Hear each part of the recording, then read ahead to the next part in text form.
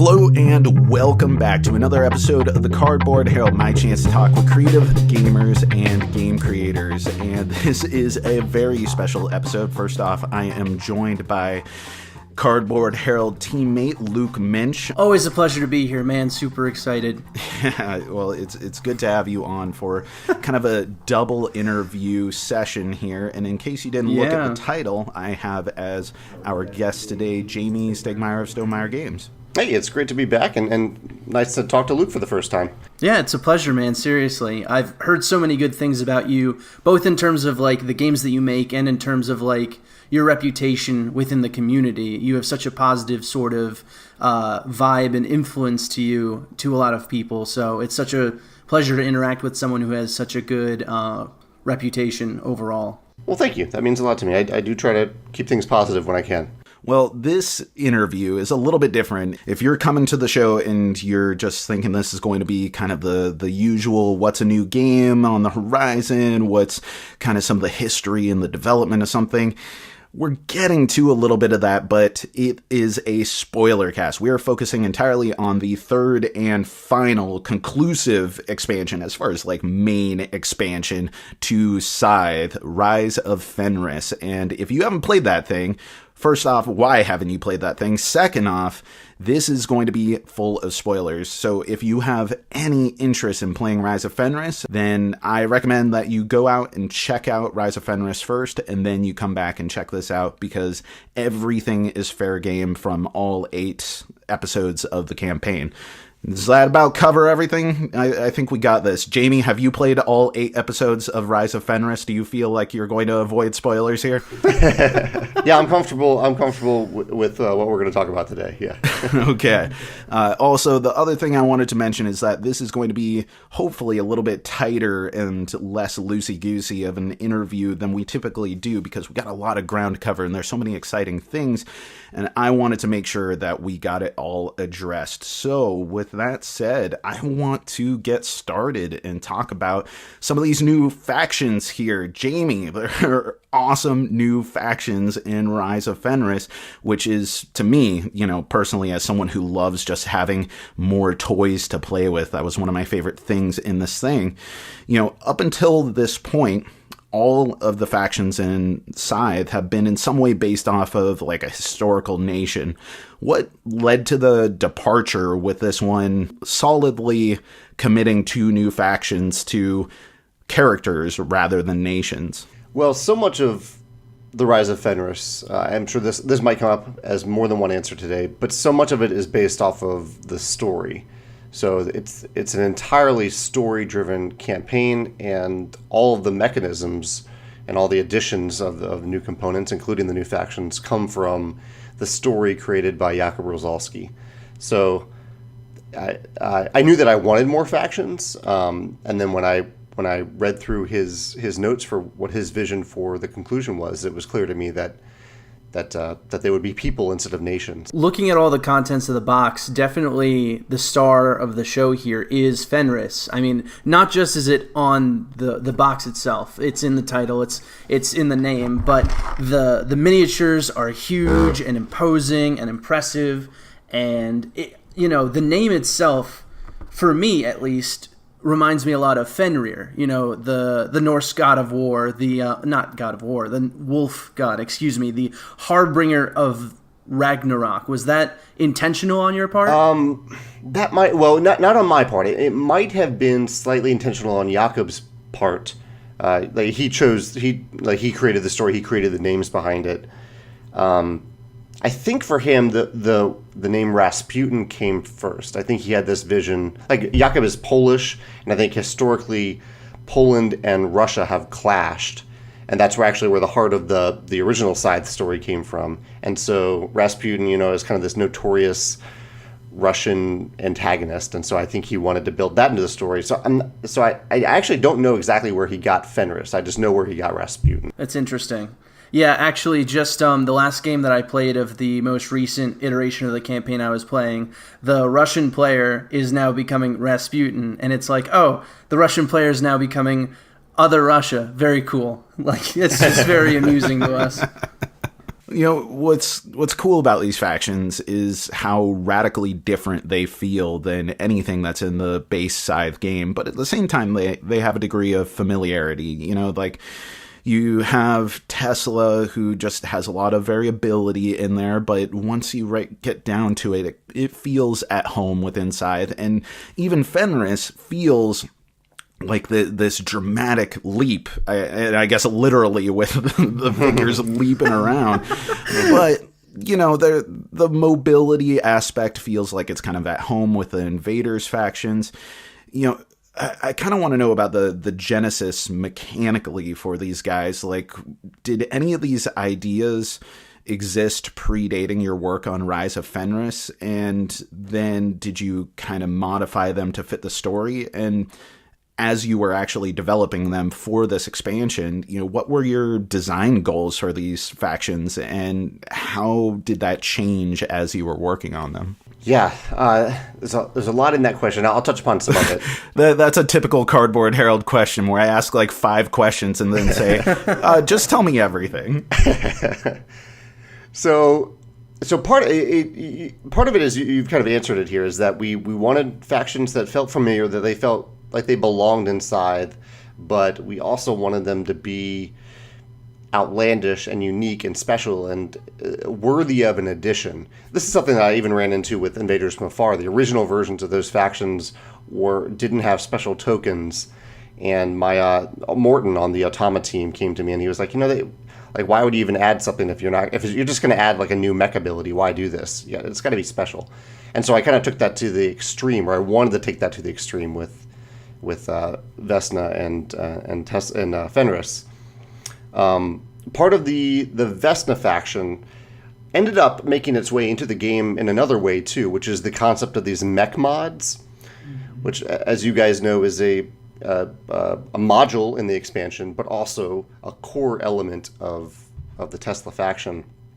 And the reasoning behind that is, actually, as is the case with many of the mechanisms in the expansion, we listened a lot to fans of Scythe, listened to what they wanted different or new, and one of the things they asked for was more mech abilities, and more variability when playing the same faction. So we thought of this concept of mech mods. I'm not actually sure which came first, the mech mods or the Vesna Tesla faction, right? and the use of them in there. One came first, and then we brought it into the rest of the game. About how many unused concepts for factions would you say are left on the cutting room floor from the entirety of Scythe? Actually, that was kind of the fun of the mech mods, because there weren't that many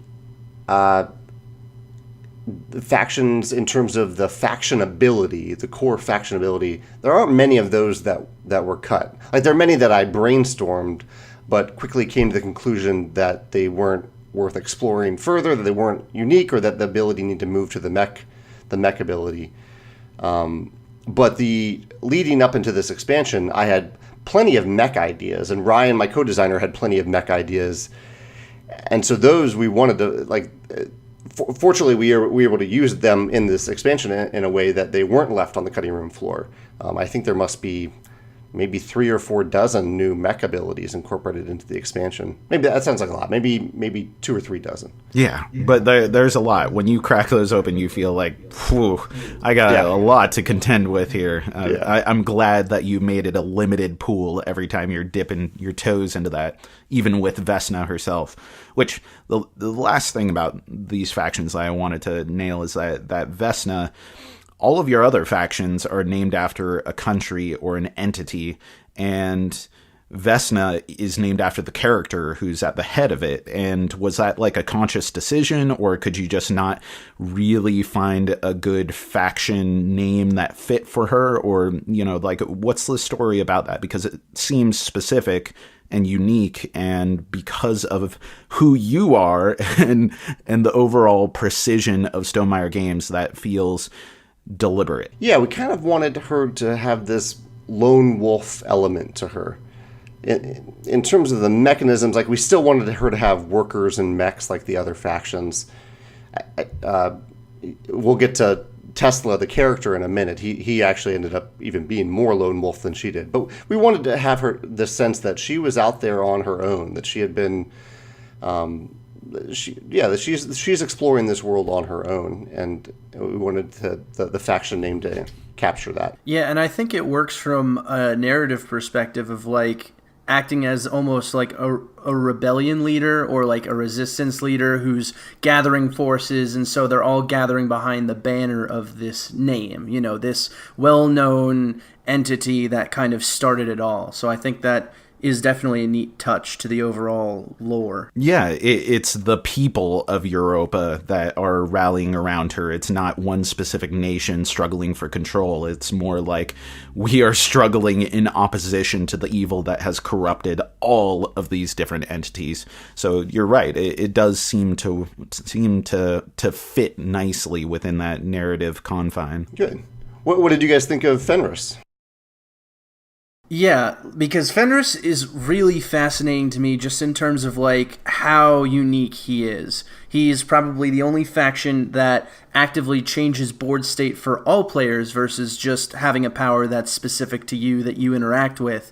But I think what I actually would be more interested to hear about first before anything else is looking at the board again. I had forgotten that his recruit ability is so much different than everyone else. For those who aren't aware, every player board in the game, each recruit can earn you some extra resources, either 2 power, 2 cards for fighting, 2 popularity, or 2 coins. Rasputin, the Fenris, can get 3 of everything except only 1 popularity, which ultimately means that they can get 2 additional resources over any other faction by recruiting, but a reduced number of popularity. So what went behind that choice? You know what I mean? To design it that way. I've always wanted to play around with that little recruit system, but I've stayed away from it because I didn't want to. It's kind of a free choice area for players. All of those are good options at different times, and if they're all equal at 2, then it kind of levels the playing field, lets the player choose the option that's right for them. Whereas if I vary those numbers, one or more, as in Rasputin, 3 of them jump out as the obvious choices, and the popularity is probably the last one that most players choose. So I've stayed away from it, but for him, I just wanted to make an exception for that rule because I just thought it was cool. I wanted Fenris to feel powerful and almost unfair at times, and yet be balanced with the game. And I thought this was one little touch to show that he is not popular. People fear him, and that's why they follow him. And so he has these elevated one-time abilities other than popularity. Yeah, that thing is such a great little thematic touch where there's like a resonance between the theme and the mechanics. Like my wife, we're playing a 2-player campaign, which was something that I specifically wanted to do because I knew that a lot of people would be playing it as a 2-player campaign, but I figured as far as the general impressions from board game outlets and everything would have been from these bigger campaign settings, people playing with 4 or 5 players, that kind of thing. Whereas I actually really dig Scythe as a 2-player joint, and also my wife and I really like campaign games, and so it was a nice thing to kind of progress through a story together, even though it's inherently competitive. Well, we'll get to aspects of it that aren't, but she ended up becoming Fenris, and that's counter to her nature, even though when she's given an aggressive role in a game, she leans into it. But the first thing that she brought to my attention as she's looking at all this stuff, all this wild stuff that's out in the Fenris box, she hones in on, Steggy, you little rascal, you, only 1 popularity for Rasputin. Makes sense, he's the evil guy. And yes, she called you Steggy in that, so from now on, you're Steggy in my household. I guess that's a thing now. That's awesome. With Fenris, as we're talking about this, I'm looking at the player mat on my screen. I'm recalling that one thing we almost did for a long time, actually, throughout part of the design process was Fenris only had 2 mechs instead of 4. And we kept trying to make this work, and the reason was more component driven. We wanted to design a mech that was hex shaped and took up an entire hex on the board so that it would just dominate the hex, like so big that nothing else could fit there. And so we kept trying to make that work. Ryan really wanted it. I really wanted it, but we couldn't get it to work in the Scythe system. So that's one thing he had in particular had a really tough time letting it go because he loved the idea. But in the end, we tried to make mechs that were still imposing and scary compared to the other ones. You succeeded. Good. So would you have like combined two of the abilities to each mech, or would it just have like a more extensive, powerful iteration of one of the current abilities that are on the boards? Yeah, we tested both of those options. One was just to have two very powerful abilities, and the other was to have some system where maybe you start with two other tokens on your mat. You unlock them, and then you can unlock the mech associated with it, so that there's still like, with the Triumph track, that's one of the goals, to have 4 mechs, so to still have a connection to 4 of something. But it just ended up really fiddly, and it just wasn't working in playtesting, so we reverted to 4. Yeah, just looking over the abilities again, I think Leap is probably the most interesting and innovative ability or concept in terms of mech abilities in the game yet that I really appreciate. Where I definitely have looked at the Riverwalk abilities over the course of the game. I was tooling around with kind of coming up with some on my own time, and I was curious what led to that sort of concept in particular. Was it just you knew you wanted to have these giant mechs, and so that was just natural, or was there some other kind of through line to that? Ryan and I brainstormed some abilities that we thought would work for Fenris with the theme. We knew the story, we knew the theme of Fenris being influential and scary and fear-mongering. And so we had a bunch of abilities. Some were working, some weren't. And so I finally... this is probably fairly early on in the process because we were working on the models pretty early. But I went to Jakob and I said, Jakob, can you just draw what their mech looks like? Show us what the Fenris mech looks like. And he drew it. And we saw these long legs on this mech, and we were like, okay, what can we do with those legs? It seems like with a mech that tall, you could just walk right over a river, or they're so tall you could just walk right over territory, or jump over territory. So once we saw that started inspiring the abilities. I know that inspired Leap, and it definitely inspired Death Ray too, because it has that big gun on the front. We wanted players to feel like they were actually using that gun for something super, super powerful, but also a little risky. Mm-hmm. Well, that actually kind of brings us to another question that we had, kind of getting more to the campaign stuff. Rise of Fenris gives you so much more backstory for the world of Scythe, and it sounds like from the conversation so far that a lot of the lore that you introduce in the Rise of Fenris is existing lore that Jakob had already created and that you and Ryan had kind of worked out with him. But, since this world is based off of someone else's creation, do you run your story elements and your story ideas by Jakob, or do you kind of have free reign to go hog wild in Scythe, telling your own unique story in that world? No, there's no running hog wild with Scythe. I mean, it's an IP that we've licensed for and we have the tabletop rights for it. Right. So, the one thing that we would do, and that I've done with Jakob, I've done this with Jakob in terms of mechanisms, like the factory. Originally, at the very beginning of Scythe, there was no factory. I went to Jakob and I said I wanted there to be a reason that players could move to the center of the board and have conflict. So we came up with a factory. In the case of Fenris, it was more of Ryan, who's a very talented writer. Ryan would write some of this story, wrote the backstory, wrote the little episode stories, and we ran that by Jakob to say, is this consistent with the story that you've told us? Because Jakob's talent is visual. It's not as...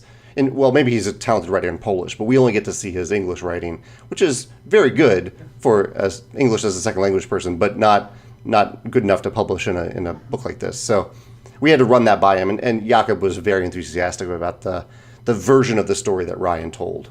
Yeah, that's really interesting to hear. I'm almost like I'm picturing in the back of my head you guys going to Jakob with like the names of the animals and him just going, no, it's not good enough. Oh yeah, you need to come up with something more Rasputin. Yeah, like where did Likho even come from? I imagine that's like a traditional Russian name in some capacity, but it seems very like odd to me personally on the page. I've never even. I'm looking at that name right now. I haven't even thought about that name. That's a Jakob thing. Interesting. That's really neat. It must mean something, but I don't know offhand what it means. So, like, since this is a world, created by Jakob, like, there's so much to the visual components, so much artwork that, is out there for this world. And a lot of it you ended up using for the upcoming Encounter promo pack. Is there any one, like, particular image that you, like, are always drawn to that's, like, not necessarily your favorite, but says to you, this is what Scythe is to me personally? There's a lot of them, honestly. I fell in love with the art from the start. Back on the Kotaku days. Back in the Kotaku days, yeah.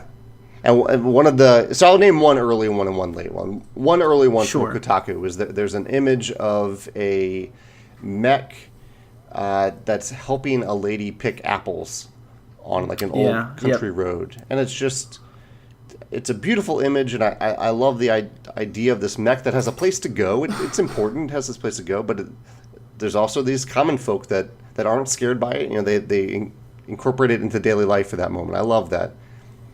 A much more later illustration that I love is from the Wind Gambit. It's on the side of the Wind Gambit box, and it's the character from the Saxony faction, Gunther, and one of his wolves, and they're facing off with an airship that's flying right at them. I love everything about that illustration because it's so in your face and it's dramatic. I can feel myself in his shoes in that moment.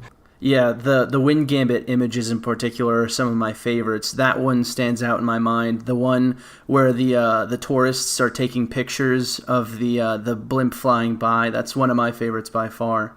Do you have a favorite faction? Is there, like, a faction that you just really appreciate, either mechanically or aesthetically?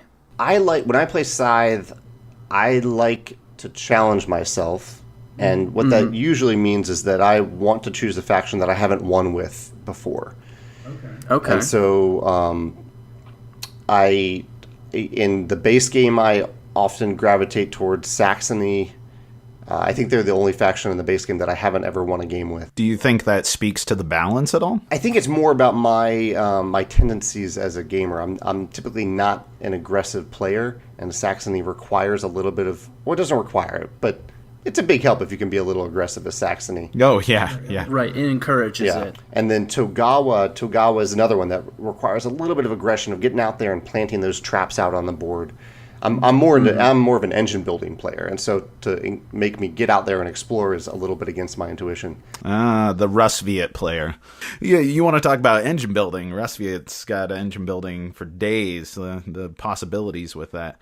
But talking about Saxony, one thing I got to bring this back for a second. I have a bone to pick with you, Jamey. Like, in the original setup, the original 5 that are in the base game. With those beautiful cupcake smelling miniatures, you have Saxony, who have the character has the wolves Noct and Tog, right? I know where this is going. And why does the mini only have one wolf on it? Like, that is a problem for me. Like, it makes me feel bad for playing Saxony because I'm not fairly representing the animals that belong in the game. Jamey, how could this be such an oversight? So... It's been a while, but I think the reason is that we couldn't get it to fit on the same base size as the other. Unacceptable. We would have had to change the proportions of the character to get it to fit. But I think that's totally reasonable. You know what I have to do is because, Noct and Tog, you're talking about day and night here.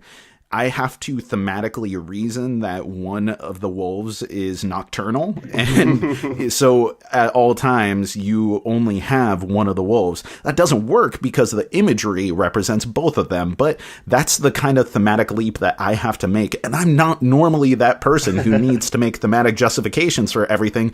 But I am so attached to the animals inside, which I think a lot of people are more than they initially expect they would. Like, I was talking with Luke and a couple of the other contributors about Scythe as a game, and I couldn't remember any of the names of the characters. I can remember their factions, but you know what I can remember? Wojciech, the bear. That's what I can remember. Noctin Tog, the wolves. I can remember them. Like, these things stick in my head. Liko, the owl, is something that I'm going to remember forever. I mean, Rasputin isn't exactly a hard character to remember, but, you know, that was just a bone to pick that I had to bring out to represent for all, like, 5 people who actually care about that. But you know what? That one was for me. I mean, I think there's a pretty simple explanation. They swap in and out in between turns. You might say that they're a Tog team. Oh my god! Oh jeez. This is why you were invited on the podcast, Luke. I'm glad that I could bring my service to the table. Noctin Tog were the first things that caught my eye. I remember the first time I played Scythe, it was at Tabletop Day, spring 2017, I believe. And I walked in and I saw Scythe being set up, and I was like, can I try?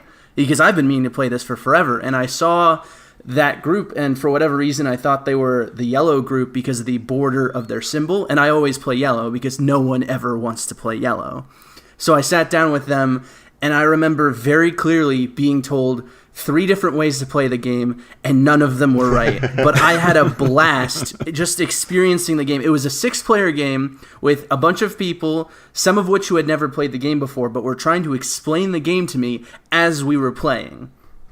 And it was just, but I think it really speaks volumes to the game as a whole that I had such a great time with it. I had such a wonderful experience with the game, both thematically and mechanically, even without knowing what the heck I was doing for like the whole experience. It was just such a neat thing. They're definitely my favorites from the base game, but I think my favorite faction is Albion by far. I am actually looking to possibly cosplay as the head character from that Connor. That's awesome.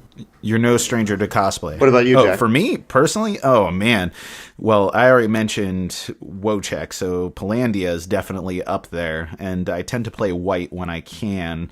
But I really have a soft spot for Tagawa. Like the pink pieces, I think the mechs look super cool. I think the abilities are really cool, and you know the character designs, all the aesthetic, and the mobility is huge. Like the being able to river walk anywhere that you want. And you do kind of get a little bit of a slower start with them, but I think they're probably my favorite functionally to play in the game. Though I think now I would have to say Vesna is aesthetically my favorite. I love the color. I love everything about that. And I'm still getting used to the mech mod abilities and incorporating them. I'm still figuring out like what's the best approach for this faction, and I think that it's much more nuanced and dependent upon what you draw, right? Because you're not getting a consistent loadout every time. But that's also the exciting thing about it. Like, if you are naturally the person who has played the game the most, who's the most skilled at the kind of strategic thinking that it takes, and you're like introducing other people to the game, you know, that's a neat challenge to give yourself of someone who's a little bit unpredictable, and you have to react to the character and not just the board state. And that's pretty cool too. So I'm a huge fan of Vesna. That actually reminds me. So I went back and looked a little bit over at the Lessons of the Past.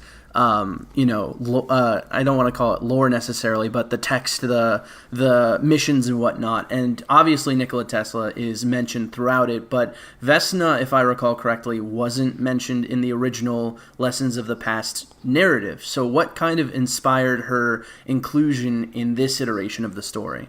Well, Lessons of the Past was Ryan. This was Ryan, my co-designer, before he was my co-designer for this expansion.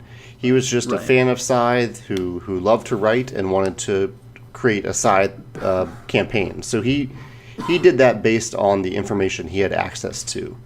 I think basically the art book of Scythe, the Scythe books, and anything that I had talked about that he had read or listened to, and the art.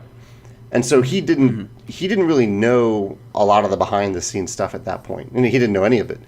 And so after I saw that was what made me think, people have been asking for this campaign expansion. Here's a guy who looks like he knows what he's doing, and he had played a bunch of campaigns of other games, so I reached out to him to design it with me. And that's when one of my favorite moments of designing this expansion was going to Jakob and saying, hey, I have a co-designer. I want to share all this lore with him that you've sent to me, because I have pages and pages of lore from Jakob we can go into it if you want, but he considers it secret. And so I got to share all this secret stuff with Ryan, and Ryan just had a heyday with writing all this stuff. So this is a long answer to why Ryan didn't even know that Vesna existed until he read Jakob's lore. Interesting. That's fascinating.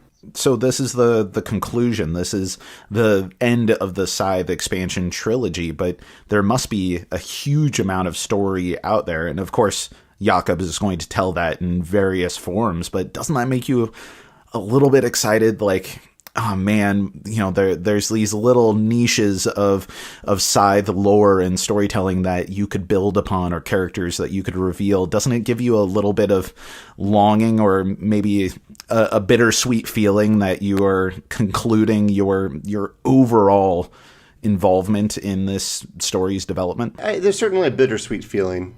I don't know if you read the little note on the back of the rule book. I read it aloud. My wife and I were sitting there. Yeah. So you could probably sense a little bit of that emotion there.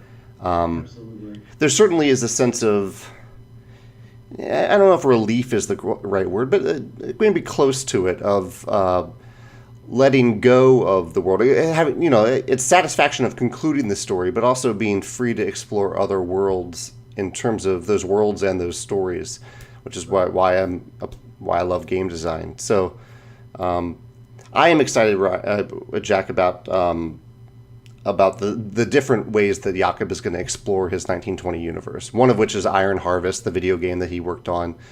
I know he has some other projects that may or may not happen. And I think he's working on a book of short stories with Polish authors set in the 1920 world. And I think he's actually also working on like an encyclopedia of the 1920 world.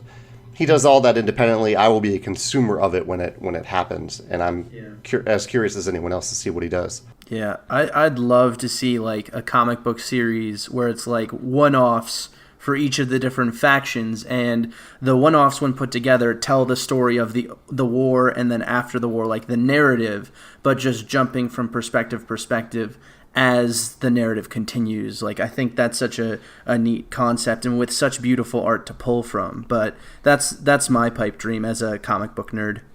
Ed Brubaker's Europa 1920 plus. That'd be awesome. Well, I need to talk about these modules, because they are what this expansion is. This is a module expansion. Once you're done with the campaign, you're left with a lot of pieces that you can integrate into Scythe. And some people really love modules, some don't.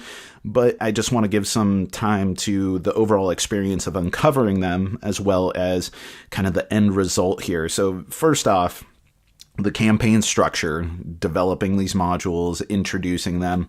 Viticulture's expansion, Tuscany, was originally a campaign before the Tuscany Essential Edition, and you decided to do away with that, and ultimately it resulted in the excellent Viticulture Essential Edition and Tuscany Essential Editions. After that campaign was kind of not very well received, as I recall. Now, did you have any hesitation in bringing another campaign expansion in with Scythe? And what lessons did you apply to make this one more successful? Yeah, that's a great question.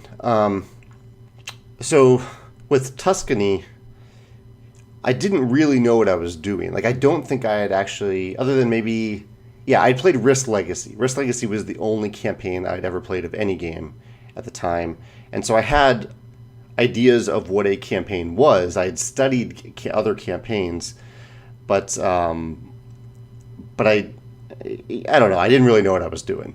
And so when by the time Fenris started to percolate, and I started to hear people saying they wanted a campaign, that was where Ryan came in, where I knew I wanted a co-designer to make it happen, because I didn't think that I had the skills, even at that point, having played a number of campaigns and studied way more campaigns at that point, It's a very different way of designing. And even with Charterstone, Charterstone does have a campaign, and I tried to tell a story through that campaign, but it isn't a narrative campaign in the way that Scythe is.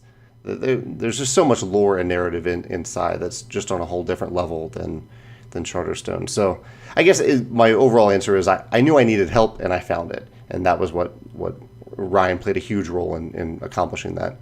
Was there a particular campaign that's for a different game, any game out there, that you feel like was particularly influential on you in the development of this one? Actually, one that was influential but ended up getting elements of it got cut was the Near and Far campaign. That's a Ryan Lockett game. Have you guys played that? Have you played Near and Far? No, I'm familiar with it. I've done my research about it, but I haven't had a chance to experience it myself. I got a copy on my shelf. But he does some cool things with, and this is not a spoiler at all for Near and Far. It's just like you'll discover something in the campaign, and it will say, okay, write down number 13 on your player map. And later on, at some point in the future, you might have a story moment that says, if you have 13 written down, this happens. If you don't have it, this happens. And so Ryan and I actually tried to incorporate that into a variable encounter book to be used as part of the story in the expansion. But we both realized, we just realized we couldn't do it. It would have dominated all of our design time if we had tried to do that.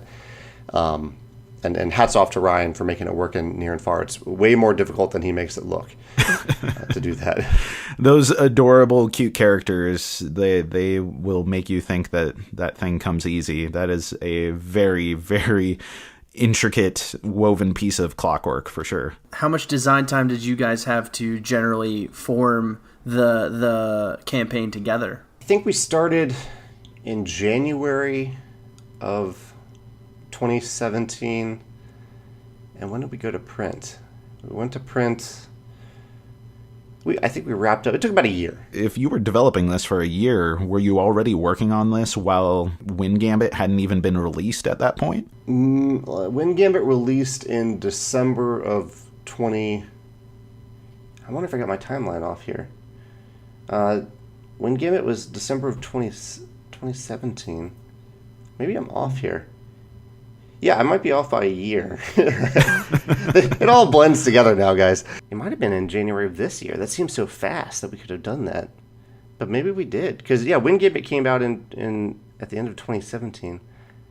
I don't know. Keep talking. I'll answer, let me look this up in my emails. Jack, what so far would you say is your favorite module that you've interacted with in terms of, other than the faction characters, obviously? That's a really good question. Other than the factions, I really like the new glory tracks, and having the peace and war side to kind of modify the type of game is something that I'm really, really excited about introducing into the game to get more of the playstyle that we're specifically looking for.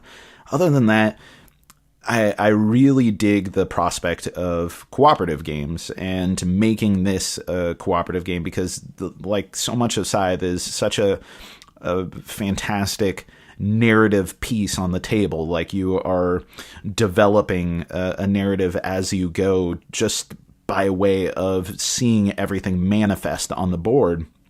And I think a cooperative game can facilitate that a lot better for certain players that otherwise may be completely steered away from Scythe.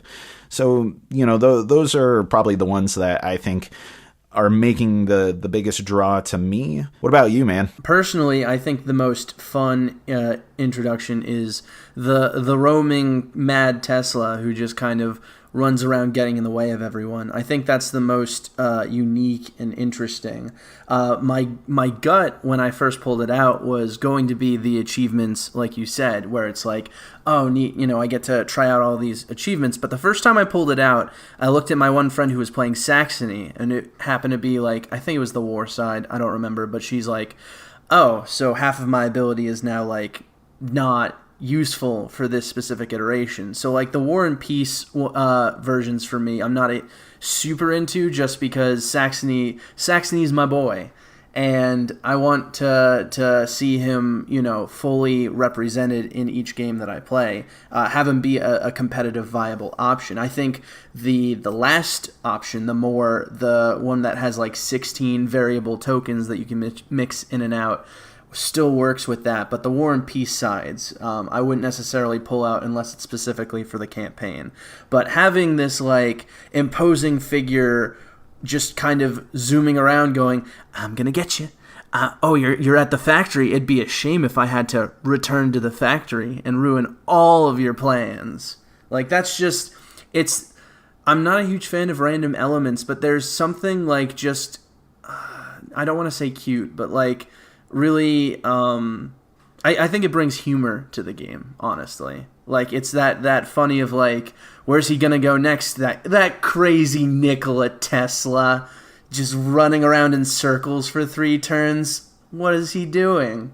I think he actually contributed to one of my favorite games of Scythe ever, which was our episode 8. We had Mad Tesla on the board, and I loved having an NPC to fight, because I realized that as much as I don't enjoy fighting other players all that often, I do like the combat elements in Scythe and in games in general, and it was just a lot of fun to have him roam around. Like we had 90 minutes of the game where we were all constantly fighting him, and we were right next to each other and could have been fighting each other, but it didn't even occur to us to do that because we had this one little target out there that gave us an extra popularity, and then we eventually turned on each other, and it made that even all the more fun because we hadn't turned on each other until that point.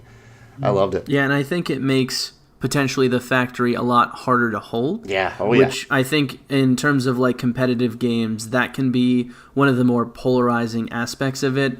That I've definitely also seen in like Twilight Imperium with Mechatol Rex. That idea of I'm king of the hill, come at me, bro.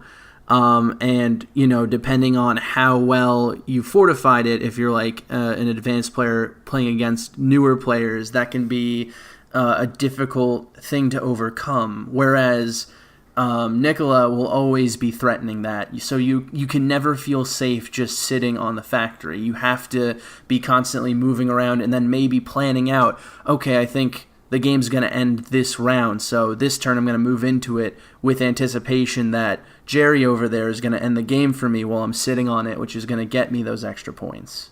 Well, going back to like the character discussion that we were having, or the faction discussion, were there any modules left on the cutting room floor just because you couldn't quite nail them within the campaign structure, or within balance purposes, or maybe narrative purposes it didn't work out? Are there any juicy ideas that you wish that you could have brought to Scythe? The encounter book is the main one that comes to mind. I'm sure there were others, but that was the big one. We really wanted that to happen, and we just couldn't get it to work. Was there a favorite module of yours? I really like the Triumph tiles for the variability they add. Mad Tesla I like as an NPC. Those are definitely up there. They're all your babies. They're all my babies. And actually, I'm proud of Desolation, which isn't in the campaign. That was one thing we thought about putting the cooperative variant as an episode in the campaign, but it felt weird. I think at one point maybe we tested it in one of the waves of blind playtesting, and playtesters just didn't respond well to it because they were inside as a competitive game, and with them moving towards one winner, it felt weird for them to fully cooperate in a game. There are episodes, as you know, that have kind of partial cooperation, but so we ended up separating it. But that was one that I had a lot of fun testing. Have you guys played that? Have you played the cooperative module? I personally have not had the chance to. I've been meaning to, but I've had a lot on my docket, and I've had a few people wanting to play the campaign, hence the second playthrough. So a lot of my time with it is now just marching through it again, and curious to sort of see how it plays like the second time through. Are you finding that the lack of suspense is taken away from it at all, or do you actually still have the feelings of goodness as you're getting into the next stage of each campaign? I mean, for me, when it comes to that kind of thing, I tend to look at games almost purely mechanically. And so, like, the narrative's interesting to me in terms of reading it after the fact or reading it around the game. But when I'm playing the game, I'm very much focused on how can I mechanically use this to interact with it. I definitely think I'm enjoying the second playthrough more simply because the first time that I played through it, the player who got their grubby little paws on Rasputin had a ton of industrial powers already under their belt and was able to just grab a ton of combat cards early each round and just decimate a lot of the combat-oriented stuff in the game in a very oppressive manner, which for me at first gave Fenris kind of a bitter taste in my mouth because I just always felt like I can't surpass that, I can't push past that, but now sort of seeing him on his own without necessarily that power ramp, because this time we're playing it through where the war scenario is coming before the peace scenario, which means the industrial mods aren't even in the game yet in terms of how where we're at. We just unlocked Fenris, so I'm excited to see how he plays more so without that initial ramp, really. No, they are present. We just haven't really gotten as far into it as we have previously. I think that's going to be a lot of people's reaction to it initially, is that Rasputin, rightly so, his faction feels just so incredibly powerful, so imposing physically on the board, but also the abilities seem so dramatic, and you're able to get all the extra recruit bonuses, you're able to do these really impressive things with your mechs, but as you play, especially outside of the campaign structure, it does seem to feel like, okay, there are some challenges that Rasputin has to overcome. In particular, you're losing points out the gate for having these influence tokens. And that's, again, one of my favorite things about this was trying to really reconcile how these new factions fit within the overall structure outside of the campaign. Like, as a 2-player campaign, again, we loved it all the way through, and it really didn't matter who was winning or who was losing because we were experiencing the story unfold. We just had a hand in influencing that story. We still always played to win, but it was exciting to see this dominating structure appear in the middle of the board, and oh my god, it's Fenris, and all the mechs are like this. What is going on? This is bananas. This is absolutely bonkers. And it didn't matter who controlled it because it was just exciting to see. And it felt like every new thing dominated that scenario, which I like. And then once we got done with it, we could begin experimenting with the more purely mechanical aspect of things.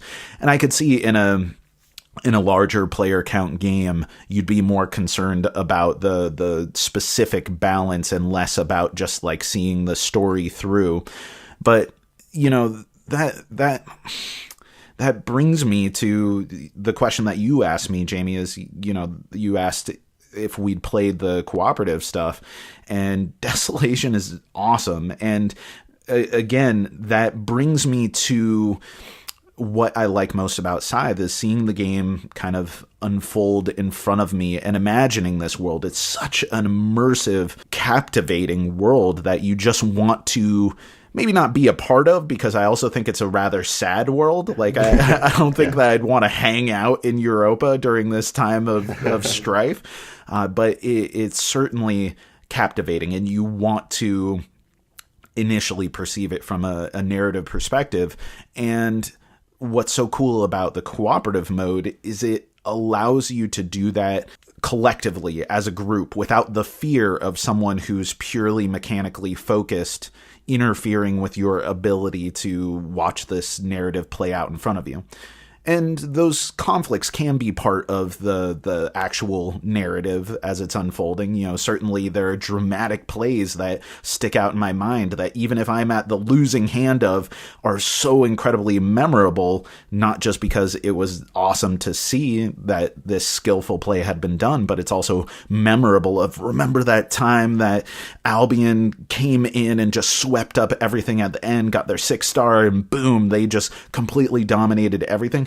That's cool, but the cooperative mode just gives you a whole new dimension to appreciate Scythe. And I think if anything, that is the most surprising element of this expansion for me. The co-op stuff is really fan-driven stuff as well, right? Like you were looking at what fans had done for cooperative modes and you kind of iterated on that. What's the genesis of the cooperative stuff?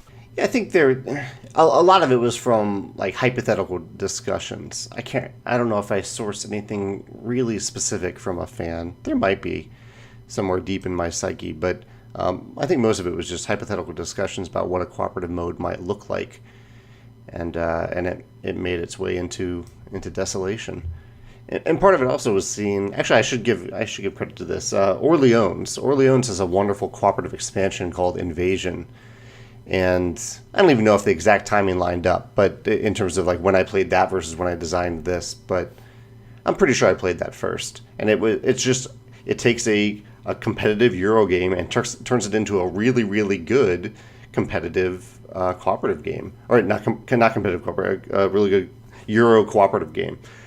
And so I like that idea that you could take all these elements and have a reason and have a necessity to work together with other players to win. So good that you might even say that is the right way to play Orleans. I definitely have friends that believe that. I like both ways, but yeah. So have you played that with your wife? I haven't played it with my wife, but I have played it a few times at conventions, both the competitive mode and the cooperative mode, and I like the cooperative mode enough. If I felt good about the idea of buying a game and an expansion that changed the game into the game that I wanted, then I probably would own it and be playing it with my wife all the time. Fortunately for you, I have no problem saying like Scythe is a completely awesome game on its own and it has great expansions and is worth checking out. So there are so many things that we could talk about that would get into all the nitty-gritty of Scythe, and this is actually something that Luke and I have been talking about a lot, is kind of like a larger retrospective of Scythe now, a couple of years later, and looking at the reviews that we've done, looking at the interviews that I've had the pleasure of doing with you, Jamey, and looking at just all the wealth of material that's out there about your co-designers, about Morton's team with the Automa stuff and Jakob's published work that's available out there. There's so much material that we could just dive into, but in the interest of time, I really just want to take this down to the future of Scythe, because you've said in the past that this is kind of the conclusion of the expansion trilogy, but I think the last time you were on the show itself, you mentioned that one of the most exciting things to you in a new expansion is a new board, and you were toying with the idea like a modular map. Are you still thinking about that? And did Rise of Fenris influence the development of that in any way? Like, what's the future of little nuggets of Scythe goodness? One thing that I really, really wanted to do in the Rise of Fenris, for the episode where you're trying to find Vesna and rescue Vesna, was to have a separate board, maybe a 6-hex tile or something, maybe even that felt completely different from Scythe, like more of a dungeon crawl board to represent the factory. I the interior of the factory. Yeah. Oh man, that would be so awesome. Enter the factory. And we tried and we could not figure it out. I think largely because as happy as I am with the narrative of the Rise of Fenris, Scythe is still at its heart an engine building game. And so if you take and the factory, like I just can't see the factory being full of forest and farms and tundra like the regular mix of territories. So we couldn't get it to work. I really wanted it to. And so I think at that point I'd almost given up on the modular board. But then I played, not for the first time, but for maybe the third or fourth time, I played Clans of Caledonia. So good. And Clans of Caledonia does something that I've been stumped on for a Scythe modular map, which was that it incorporates rivers in a really creative way by clustering hexes together into, like, you have 4 clusters that you mix and match, and the rivers are pre-built into those clusters. The rivers are the tricky thing about a modular board in Scythe. And so once I saw that and really saw it, I figured it out. And so there will be a modular board coming out sometime in 2019. It's taken a while for Jakob to get the art together, and my graphic designers had to get involved in that process. But that is happening. And then, Luke, you mentioned the Scythe encounters. As people are listening to this, we will have already announced and started to ship the Scythe encounters box set, which is a set of promo encounter cards inspired by fans and essentially designed by fans. But I went in with a pretty heavy development hand to combine them and hone them and make them cohesive and outlandish. And so that's 32 new encounter cards that really stretch the boundaries of what an encounter can be. Have you guys seen any of the previews that have been posted? Yeah. I've looked through them a little bit. Yeah, they seem really interesting and very, like, wacky, zany, like, holy crow, what are you even doing over there? Holy crow. Oh, I love you, Luke. That's a little bit of my mom coming out there. So, going back a little bit to the board real quick, before we get too far from that, I think one of the biggest...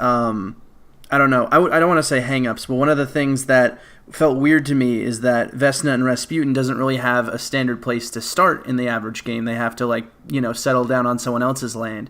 In the modular board, are you going to have some kind of standard starting location for those factions? Not for those specific factions. The way the modular board works is it is a board. It's a set board, and then there are eight different places for home base tiles to be randomized. So you randomize all these home base tiles, you put them out around the board, and you put 8 of them out, even though you can still only play with 7 players. The reason for that is it gives Crimea another inactive home base to jump to. So it'll be randomized. So for the first time in Scythe, Polania won't go after Saxony. Polania may take a turn after Rusviet or Crimea. So I think even just that turn variation will add a nice twist to Scythe. And you're saying that there's 8 different faction locations that'll be open on the board, but there's only 7 in the standard, right? So, where's that 8th coming from? Is there going to be multiples of specific factions or something? How would that work? There are 9 total factions, so there are enough home bases to occupy those 8 spots. It's more about how I balanced the modular board, because it is a printed board with these that's symmetrical, but also there are 4 slots on each side of the board that are empty, and that's where you put these big clusters of tiles. That's the modular part of it. That you put them down on top of the board. So it was more of a balance thing. Why it's 8 instead of 7 on there. All right. Well, I have to get in that nice squishy question that I think will be kind of the feel-good thing for us to end on here. As of now, you've completed the 3rd major expansion for Scythe. You've overseen the official release of the digital version. You've published My Little Scythe. You are largely concluded with this immense chapter in your life. Can you hone in on anything where specifically this whole process, this whole chapter on your life, that Scythe has influenced and changed you? That's a great question. It certainly changed the shape of my business and the scope of my business, and that has had an impact on my life in what I feel is a positive way. I'm trying to think if it's impacted how I live my life personally. I don't know if it has exactly. I guess I've learned a lot about working with different types of people, because I've had 2 co-designers, and I also have worked with Jakob in a way that I really haven't worked with anyone on a game before. So I've learned some things about working with different people, different work styles, and different leadership styles. I don't know if that's a great answer to your question, but that's all I can think of at the moment. All right, man. Anything else you want people to know about? So we have these 3 products coming out. One is Scythe Encounters, one is the modular board. The last one is the metal mechs, metal versions of the mechs. Oh, right. And you've been working on those for a while. Yeah, quite some time. And since this is a spoiler cast, I can say that I've been saying there's 1 mech for each faction in the box. And I can say openly here that there are 9 mechs in this box. I can actually give a number to it. So when this episode releases, I think I'll be announcing it in early November. I think that's when we'll be very close to having them in stock. They'll be very expensive. It's not a product for everyone because they're incredibly expensive to make, but they are pretty darn cool. So I think it'll be a fun gift item for the holidays. So yeah, I know that's another side thing, but I'm excited about it. They're metal. They feel cool. Let me know when you have chocolate mechs coming out, like those viticulture coins you had. All right. Anything else, Jamey? I know you were working on like a civilization building game. You're working on all kinds of stuff. If I recall, you got like a expansion to Euphoria that you were working on. Anything particular that you want people to know about that is either hot right now or is just right around the corner? Our newest game release is Between Two Castles of Mad King Ludwig. That's a game that we've announced. The pre-order customers are getting it, and it'll be released on October 19th. I'm super excited to see how that one turns out. The moment that trailer dropped, you had me. Like, that seems like such an interesting project. I'm really, really happy with how it turned out. And I personally, like, even just today, I was actually working on copy editing the Euphoria expansion rulebook, and I've been working on the latest prototype of the Civ game that you mentioned, Jack. It'll get back to I've been playtesting that pretty much once a week with my co-founder, so I'll get that to the table tomorrow. And that's coming along really, really well. Well, I can't wait to see it, and I can't wait to see all this goodness for Scythe come to life and get into the hands of everyone out there. If you are listening to this and still you have somehow not played Rise of Fenris, then I think we've just given you about 1 million reasons to check it out. It is something special. It plays great at a high player count. I can tell you right now, if you are someone who plays Scythe at 2 players, it is still incredibly good. I had a fantastic time, and that cooperative variant, if you like co-op games, it is awesome, and it is worth checking out. And thank you for all this gaming goodness that you and all your partners have brought to the world, Jamey. Well, thank you guys, and thank you so much for this discussion. I think this is the first time that I've just been able to freely talk about all the stuff in the expansion, so this has been a lot of fun. That's I awesome. appreciate it. All right. Well, thank you, Luke, for being part of the podcast. Thank you, Jamey, for coming on. And thank you to everyone in the audience for listening to the Cardboard Herald.